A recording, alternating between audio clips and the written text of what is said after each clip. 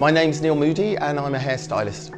I grew up in the outskirts of Birmingham, the city. Began hairdressing when I was 16, when I left school. I met the photographer Corinne Day. I was colouring her hair and she asked me if I would colour a model's hair for her. And so I did that shoot for the Face magazine, and off the back of that I got booked for Italian Vogue. So I had a very lucky, amazing break at the beginning. For me, my career highlights when I did the 9 portraits of Kate Moss, which are now in the National Portrait Gallery. They're a permanent fixture in the gallery, which is amazing to know that your work's in there. The best advice I've been given was actually a quote that I heard, which is by Abraham Lincoln, and he says, "The best way to predict your future is to create it."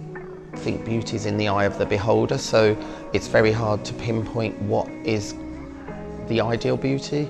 But the ideal beauty for me is what you see and think looks amazing.